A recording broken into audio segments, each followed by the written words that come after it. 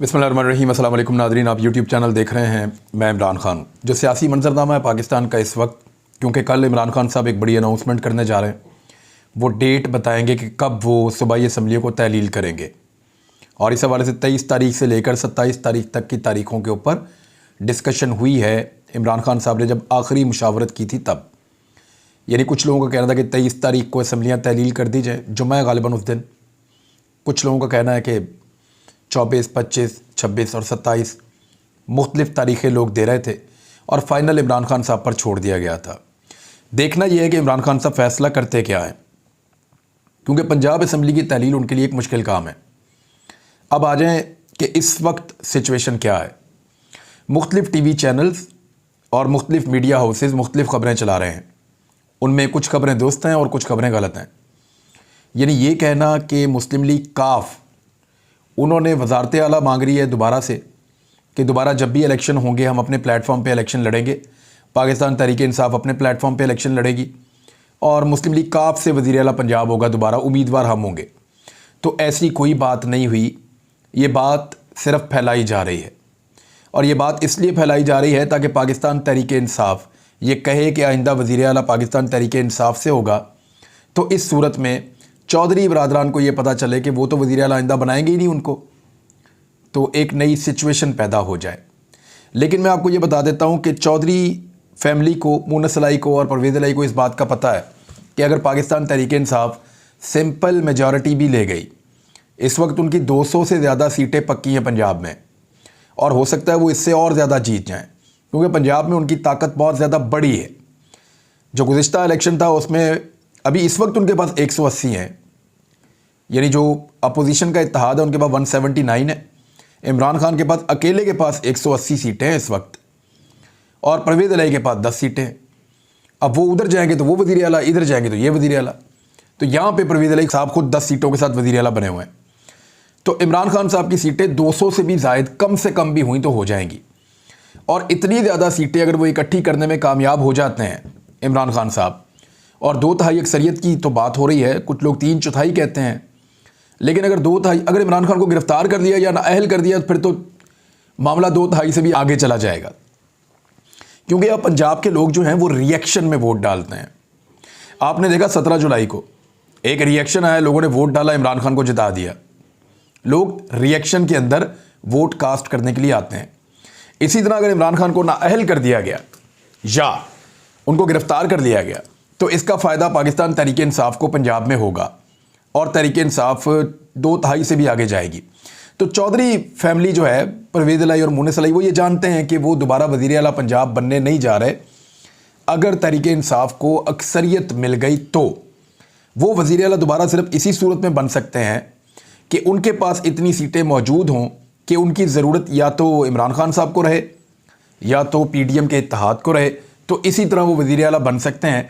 ख़ुद तो वो इतनी सीटें जीत नहीं सकते कि वो अकेले अपनी हुकूमत बना लें।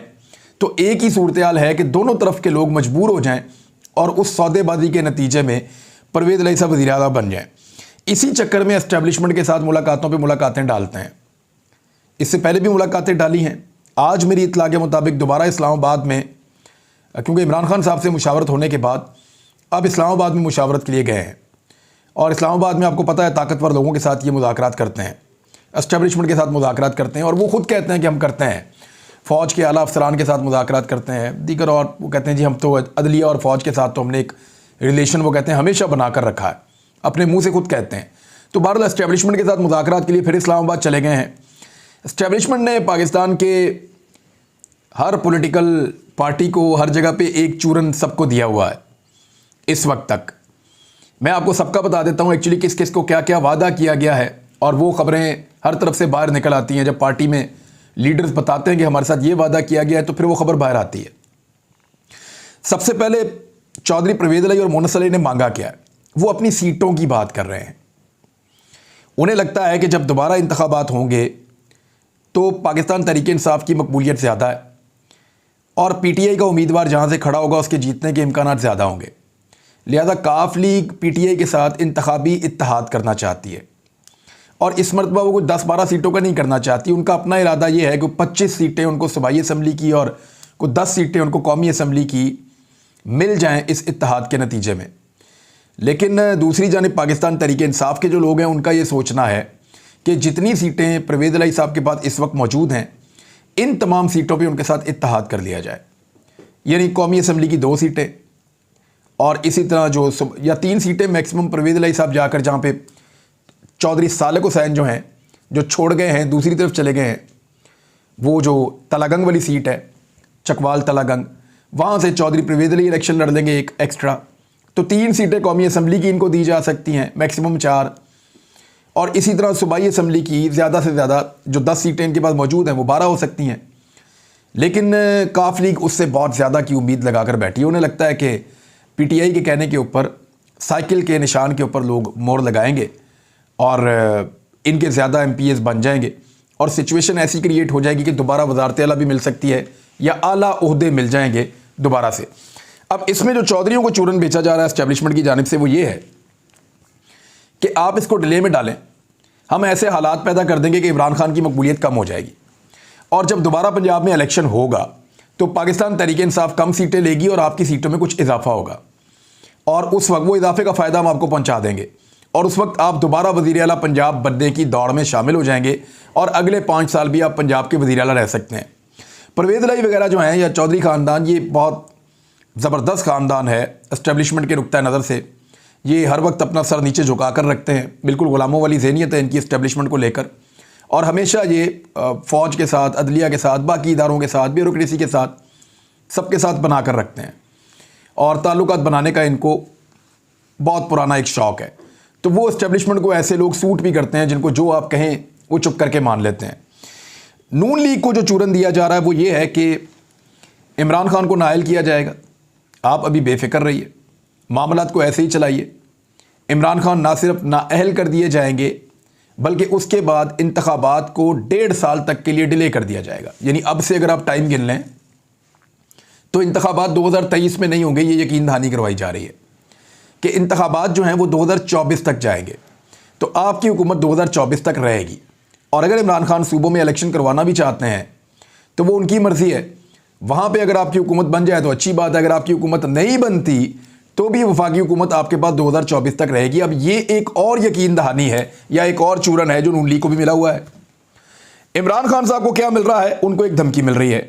इमरान खान साहब को ये कहा जा रहा है कि आपने अगर असम्बलियाँ तहलील कर दी तो हम आपको नाअहल करवा देंगे, यानी आपको नाअहल करवा दिया जाएगा अगर असम्बलियाँ तहलील कर दी गई तो। इमरान खान साहब को ये धमकी पहुँचाई गई है और बाकायदा अब तो ये लोग कह भी रहे हैं। जब ये धमकी इमरान खान साहब को पहुंची है तो मैंने सवाल किया पाकिस्तान तहरीक इंसाफ के दोस्तों से कि अगर इमरान खान साहब असम्बलियाँ तहलील ना करें तो इस सूरत में कोई गारंटी दी गई है कि फिर इमरान खान साहब को नाअहल नहीं किया जाएगा? उन्होंने कहा जी ये कोई गारंटी नहीं दी गई। यानी अगर असम्बलियाँ तहलील इमरान खान साहब करते हैं तो ये कहा गया कि कन्फर्म वो नाअहल हो जाएंगे, लेकिन अगर वो नहीं करते तो वो नाअहली से बच जाएंगे, इसकी कोई कन्फर्मेशन नहीं दी गई। यानी सारों के लिए अपना अपना एक ट्रक है और उसकी बत्ती है, उसके पीछे सबको लगाया हुआ है। This is called divide and rule. और इसी तरह यहाँ पे गोरे ने हुकूमत की है, जिसको भी यहाँ हुकूमत करना है आजकल पाकिस्तान की एस्टेब्लिशमेंट पाकिस्तान के ऊपर हुकूमत करती है, तो ये वाला तरीका जिस पे वो हुकूमत करते हैं।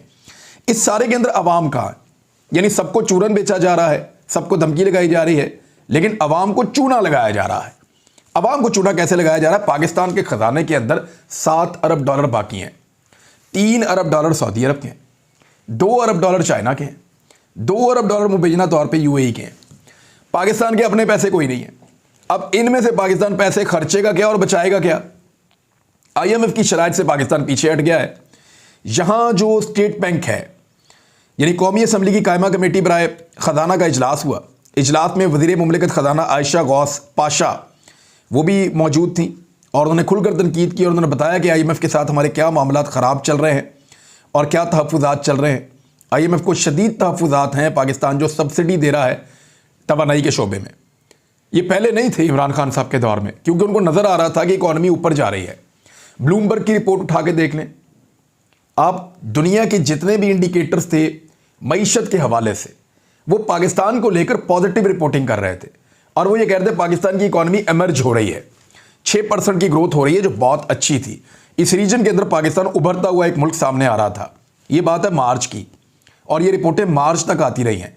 उसके बाद रजीम चेंज ऑपरेशन हुआ और तब से लेकर अब तक डाउन है। अब IMF को हर चीज़ पे एतराज़ है जो आप पब्लिक को रिलीफ देने की कोशिश करते हैं। पैसे पाकिस्तान कहाँ से इकट्ठे करेगा? गवर्नर स्टेट बैंक भी वहाँ पे मौजूद थे। सबने एतराफ़ किया कि पाकिस्तान और IMF के दरमियान कई मामलात पर इस वक्त इख्तलाफात हैं और उनकी तस्दीक आज की मीटिंग में की गई है। तो अवाम को चूरन क्या दिया जा रहा है? अवाम को चूरन ये दिया जा रहा है कि पेट्रोल की कीमत में 75 रुपये इजाफा करके 10 रुपये कम कर दिया।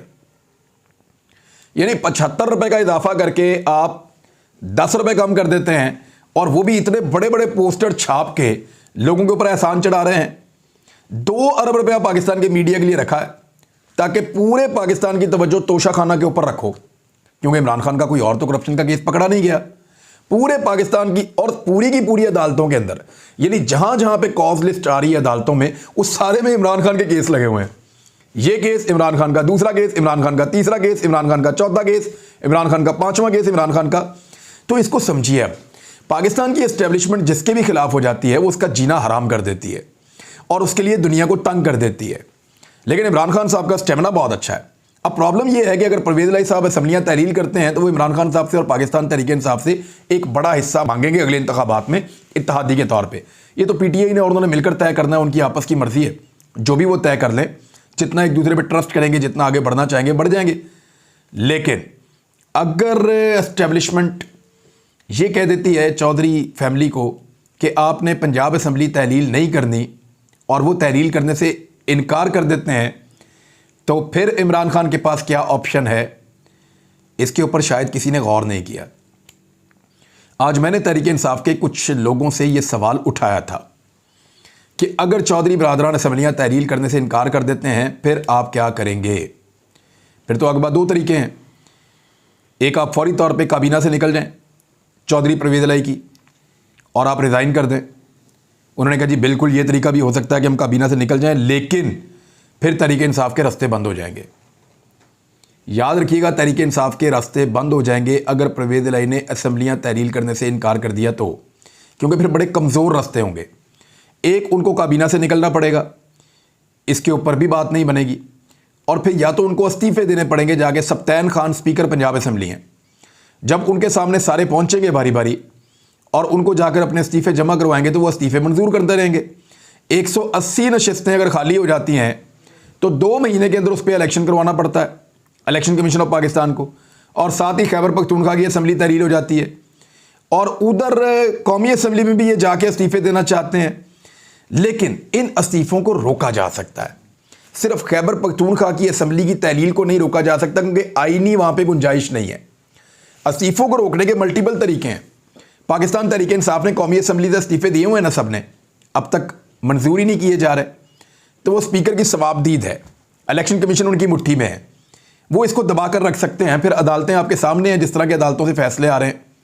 यानी पाकिस्तान की किसी भी अदालत को एक 75 साल का बुजुर्ग नज़र नहीं आ रहा जिसको दबा के रगड़ा लग रहा है, सिर्फ इसलिए कि उसने साबिक आर्मी चीफ के बारे में एक ट्वीट किया था, सिर्फ इसलिए कि उसने एस्टेब्लिशमेंट के खिलाफ आवाज़ उठाई थी, सिर्फ इसलिए कि उसने कहा था कि मुझे नंगा क्यों किया और मेरे पे तशद्दुद क्यों किया मेरे बच्चों के सामने, सिर्फ इसलिए कि उसकी और उसकी बीवी की जो खलवत की वीडियो है, जो तन्हाई की वीडियो है, वो उसकी बेटी को भेजी गई और उस पर उसने रोते हुए एक प्रेस कॉन्फ्रेंस कर दी थी। तो एक शख्स को निशाने इबरत बनाया जा रहा है और उसकी उम्र तमाम जजेस से बड़ी है, यानी उनसे बड़ी उम्र के हैं वो, लेकिन कोई पाकिस्तान की अदलिया इसके ऊपर जाग नहीं रही। तो अदलिया से भी उम्मीद नहीं की जा सकती कि इस सूरत में वो इंसाफ देगी। तो पाकिस्तान तहरीक इंसाफ के पास वैसे उम्मीद तो अदलिया से ही रहती है, ये मैंने इजाफी जुमला ही कह दिया है। अदलिया दे या ना दे, इंसाफ की उम्मीद तो अदलिया से ही रहती है। अल्लाह के बाद तो अदलिया से ही उम्मीद होती है, और आप किससे कर सकते हैं। तो पाकिस्तान तहरीक इंसाफ के पास इस्तीफ़े देने का जो ऑप्शन है वो भी बड़ा एक कमज़ोर ऑप्शन होगा, और पाकिस्तान तहरीक इंसाफ कैबिनेट से बाहर बैठ जाती है तो ये भी एक अजीब किस्म की सिचुएशन पैदा हो जाएगी पंजाब में। लेकिन इमरान खान साहब हाई पिच की सियासत करेंगे, ये याद रखिएगा, वो लो पिच पे आएंगे नहीं। PMLN और PDM की जमातें ये चाहती हैं कि इमरान खान साहब को बेइज्जत किया जाए कौमी असम्बली में वापस लाकर, इनको मजबूर किया जाए कौमी असम्बली में वापस आएँ और वापस आकर वहाँ बैठें, और फिर हम उनको दोबारा से कहें कि कोई शर्म होती है, कोई हया होती है, तुम लोग किधर चले गए थे। बल्कि अब ये बात फैलाई गई और कोर्ट को भी मिसगाइड किया गया। वहाँ जज साहब ने भी कहा कि ये तो तनख्वाहें खा रहे हैं और असम्बली में नहीं जा रहे। तो वो अब बताया असद उमर ने भी और फवाद चौधरी ने भी कि अप्रैल के बाद से लेकर अब तक हमें किसी ने भी तनख्वाह वसूल नहीं की है। हमारी तनख्वाहें कहाँ जा रही हैं ये हमें नहीं पता। बहरहाल अब जो इस तरह की चीज़ें हो रही हैं इसमें पाकिस्तान के मीडिया का और पाकिस्तान की अदलिया का रोल सबसे इंपॉर्टेंट होगा। मीडिया आपके सामने वो बात ही नहीं करता। यानी रोजवेल्ट होटल जो है, जब इमरान खान साहब इसको नहीं बेच रहे थे, सिर्फ बात हुई थी किसी जगह पे, तो उस वक्त पाकिस्तान के तमाम मीडिया ने नाच नाच के घुंघरू तोड़ लिए थे। बल्कि रिहाम खान को फिर माफ़ी मांगनी पड़ी थी जुल्फी बुखारी से कि इमरान खान ने रोजवेल्ट होटल जो अमेरिका में है वो बेच दिया जुल्फी बुखारी को। अब ताज़ा खबर आई है, बोल्ड न्यूज़ से पढ़ के सुना रहा हूँ आपको। रोजवेल्ट होटल से पाकिस्तानी परचम उतार दिया गया है, जिसके बाद पाकिस्तान की मलकियत की फ़रोख्त पर हुकूमत और हुकूमती वज़रा के दावे झूठे साबित हो रहे हैं। यानी तफसीलात के मुताबिक बोल्ड न्यूज़ ने रोजवेल्ट होटल बेचने की तैयारी की खबर चलाई तो साद रफ़ीक ने खबर को गलत करार दे दिया, लेकिन बोल्ड अपनी खबर पर खड़ा रहा, जबकि होटल से पाकिस्तानी परचम भी उतार दिया गया है। बाद साद रफ़ीक ने बोल्ड के खिलाफ ट्वीट किया, जिसके बाद बोल्ड ने इनका मौक़िफ़ जानने के लिए बार बार राब्ते किए, लेकिन उन्होंने अपना मौक़िफ़ नहीं दिया। साद रफ़ीक ने कहा था कि नहीं बेच रहे, हालांकि वहाँ पे 2 बिल्डिंग्स हैं अमेरिका में, एक ये रोजवेल्ट होटल है और एक और बिल्डिंग है सफारत खाने की पुरानी। इन दोनों को बेचने की तैयारी है और इश्तिहारात वगैरह भी लग रहे हैं, एक के तो ये भी बताया गया है। तो अब इसके ऊपर कोई पाकिस्तान का मीडिया बात नहीं करेगा क्योंकि अब बिक रही है। अगर इमरान खान बेचे तो बहुत बड़ा मसला है, पीडीएम की जमातें बेचें तो कौमी मफाद में बेची हैं, और हमारे इदारे जिनको हम समझते हैं कि बहुत ताकतवर इदारे हैं, दुनिया में बेहतरीन है, नंबर 1 काम करते हैं, वो आजकल ऑडियोज़ के ऊपर लगे हुए हैं, टोटे इकट्ठे कर करके निकाल रहे हैं। क्या इस तरीके से एक पॉलिटिकल लीडर को नाकाम करेंगे? माजी में याद है पॉलिटिकल इंजीनियरिंग के चक्कर में हमने अपना आधा मुल्क गंवा दिया था, और पॉलिटिकल इंजीनियरिंग के चक्कर में हमने इस मुल्क को आज तक आगे ही नहीं जाने दिया, और अब दोबारा उसी गंदे खेल को खेला जा रहा है। अब तक के लिए इतनी, अपना ख्याल रखिएगा, अपने चैनल का भी। अल्लाह हाफ़िज़।